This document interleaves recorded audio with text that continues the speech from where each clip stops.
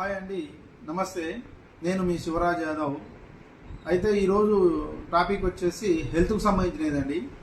హెల్త్కు సంబంధించిన విషయంలో చాలా కేర్ఫుల్గా ఉండాలి.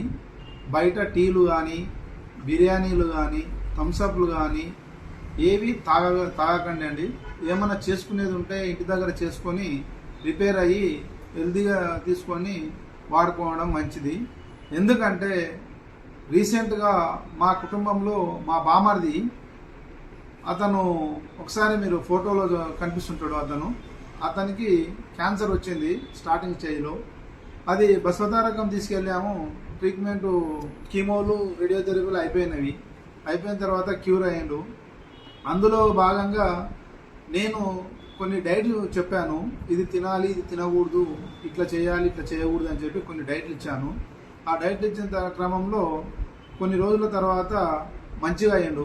మంచిగా అయిన తర్వాత అతనుకు పునర్జన్ అని చెప్పి ఒక ఆయుర్వేదిక్ మెడిసిన్ అని చెప్పి పునర్జన్ హైదరాబాద్లో ఉంటుందండి.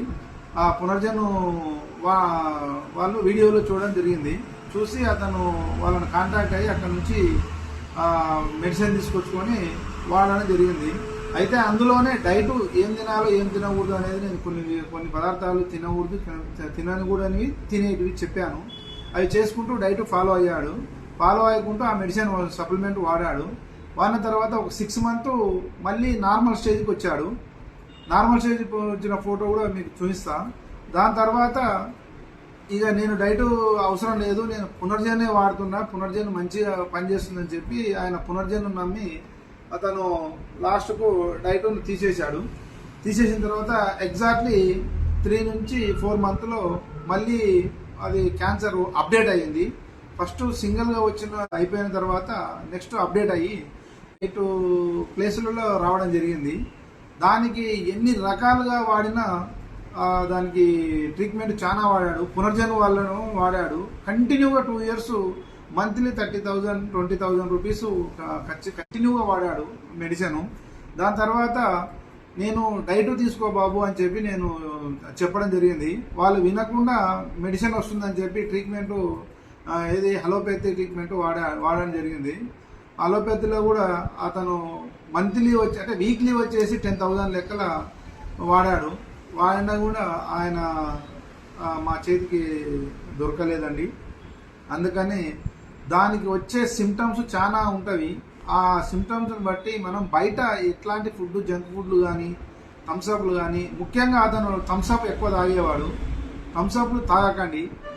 వీలైతే 1 పెగ్గు 2 పెగ్గులు మందు తాగండి, కానీ ఆల్కహాల్ తాగండి, కానీ థమ్సప్ మాత్రం ఎట్టి పరిస్థితుల్లో 1 డ్రాప్ కూడా వాడకండి. అది ఎందుకంటే కెమికల్తో తయారు చేశారు. అది మొత్తం ఫెర్టిలైజరు కెమికల్తో తయారు చేసేది. అది థమ్సప్ కానీ, స్ప్రైట్ కానీ, కూల్ డ్రింక్ ఏవైనా సరే అలా తయారవుతుంటాయి. అందుకని హెల్త్కు చాలా డేంజరు. దయచేసి వినండి. కాగో మాకు లాస్ట్ మొన్న 2 months బ్యాక్ మా బామర్ది మాకు దూరమై దేవుని దగ్గరికి వెళ్ళిపోవడం జరిగింది. ఇగో అతను ఏ విధంగా ఉన్నట్టు కూడా కొన్ని ఫోటోలు ఉన్నాయి, చూసుకోండి. దయచేసి హెల్త్ను చాలా జాగ్రత్తగా తీసుకోండి.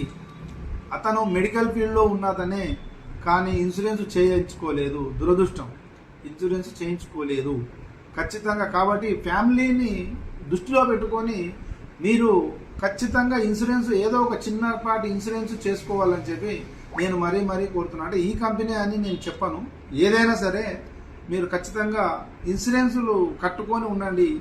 మనం పోయినా మన వెనక భార్య, పిల్లలు కానీ, మన కుటుంబ సభ్యులకు చేదోడు వాదోడుగా ఉంటుంది. దయచేసి గమనించండి. ధన్యవాదాలు.